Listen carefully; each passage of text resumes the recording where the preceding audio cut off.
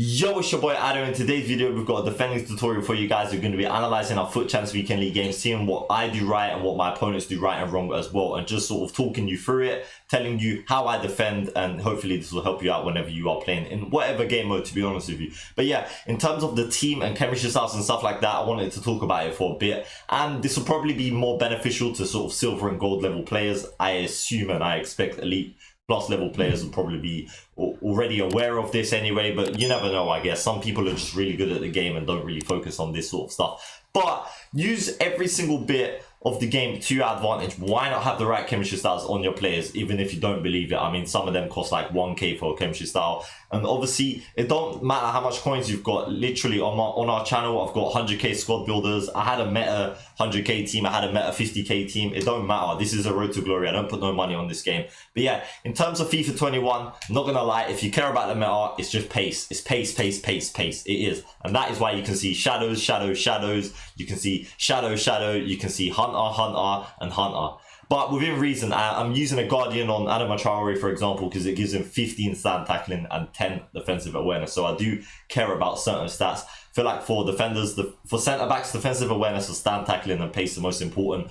And for fullbacks, you just want raw pace, to be honest with you, and sort of defensive awareness. But yeah, they're the most sort of important stats. So make sure you've got meta defenders. Joe Gomez is cheap and effective, so is Kyle Walker. I mean, if you're going really cheap, you're talking about like gold Diego Carlos, even gold Tomori, gold Davinson Sanchez, gold Klosterman, Zakaria in midfield, Sissoko in midfield. Depends on what your budget, but yeah, we've got loads of squad builders on that. So make sure you have a good meta team, make sure you've got good chemistry styles on, and now we'll sort of go through some of our gameplays, some of our sort of gameplay clips. So yeah, we start off with this Futchamps Weekend League game, and I will be pausing it at some points and talking you through how I sort of defend scenarios. And one of the main things I tend to do is something called fake pressing, and I feel like this helps me get elite, but you'll sort of see what fake pressing is once we get further on into the video. But as we're on this point here, you can see I'm controlling Hullet, right? And look at my remote control on the bottom left of the screen. I'm holding the back two buttons. That's L2 and R2. So if you're on Xbox, I believe that's LT and RT. So that's just run and jockeying. And this is how I defend 95% of the time, as do pros. So I'm constantly running and jockeying with my CDMs. Hullet, now Kante. And then when it comes to, once it's near the sort of centre backs, then I will change player. I will either press L1 or right stick switch.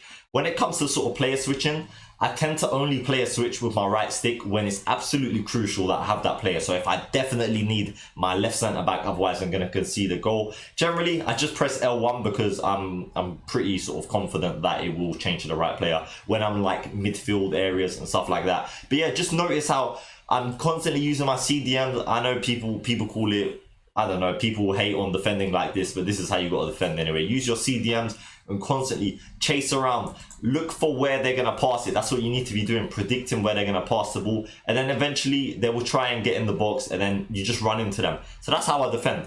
You don't need to stand tackle. I very rarely stand tackle, only unless I'm like guaranteed I'm going to win the ball or something like that. You don't need to stand tackle. When you're jockeying and running and jockeying, you run into them, it will automatically tackle. So do bear that in mind as well. That is how you're going to want to defend. And it will help you, as you saw there, it does a perfectly well-timed tackle.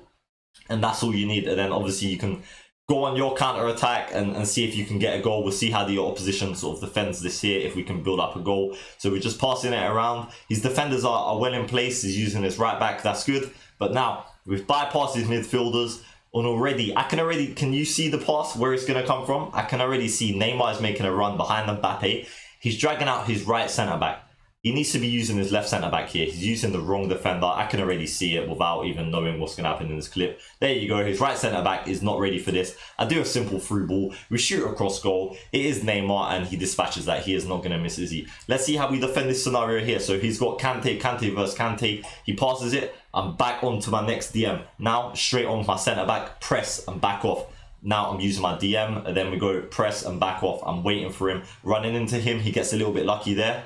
When it comes to the sort of wide positions, I do advise that you always try and stop the guy that's going to provide the cross. Don't try and mark the player in the box because it's a lot more difficult in my personal opinion.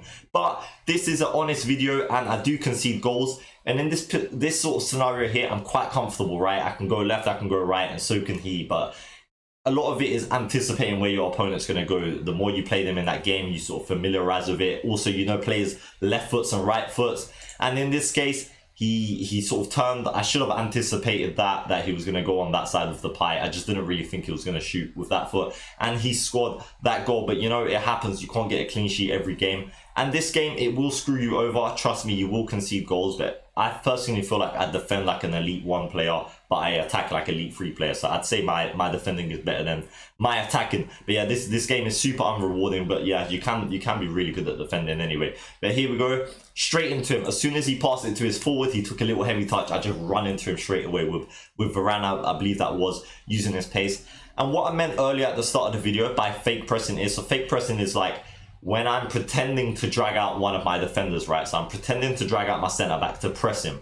And then the moment I can see him performing that pass, I'll run back into position. And you can imagine Varane's got 95 sprint speed and Adama Traore's got like 96 pace.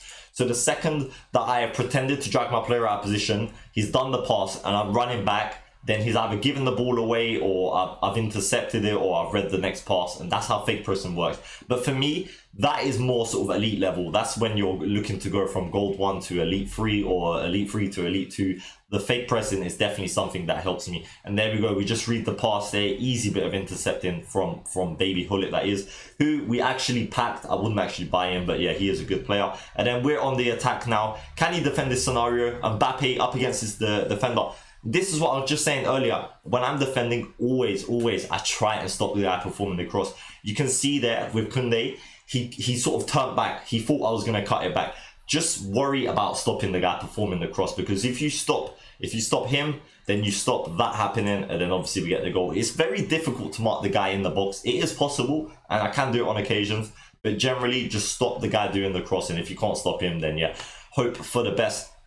But that was just that sort of scenario there, and hopefully that was explained pretty well, I suppose.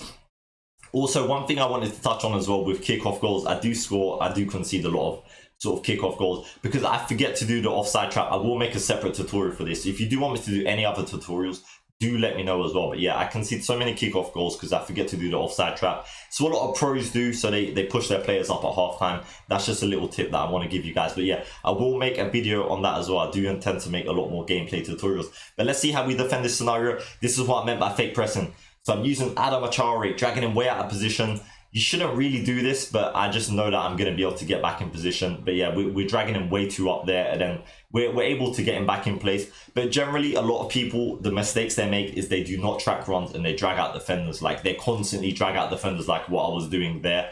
That was probably not the best example. But do not drag out your defenders. Seriously, just keep them in position. Use your midfielders. Use your forwards. Use your wingers. Use everyone else. Use your centre-backs as a last resort, right? And then there we go. We managed to get the ball. So do not drag them out. And whenever someone is like triggering runs, because this year triggering runs is so overpowered. It's literally like so broken. Especially when you're playing against Mbappe, Neymar and stuff. These players that have got crazy pace. When they trigger runs, if you do not track the run straight away, they easily through on goal. And yeah, that's just one thing you want to look out for. Maybe we'll get another example here, which we do. So at this point, right, I've got the ball with Neymar. He's controlling Kante. That's a big mistake. Kante is never going to catch Neymar in this case. He's never going to stop him. He's never going to catch him.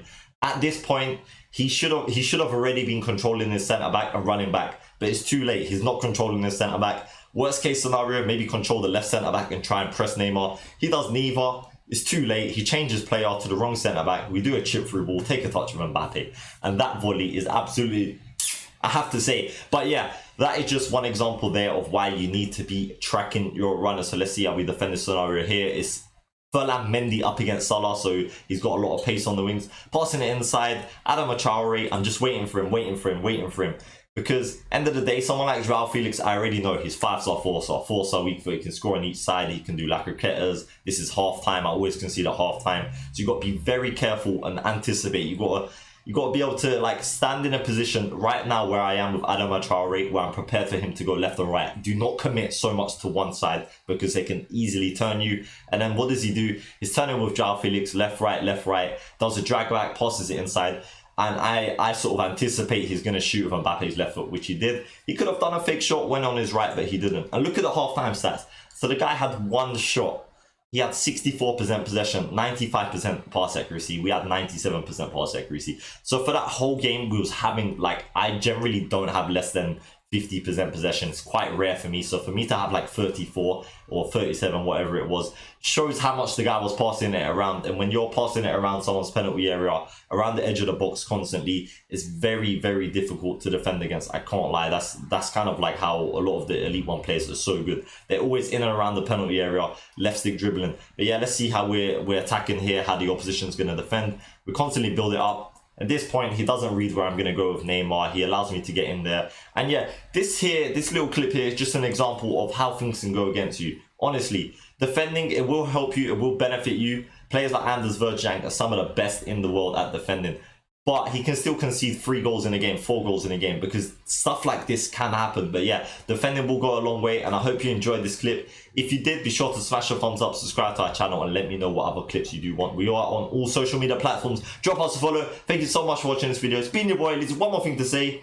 Safe.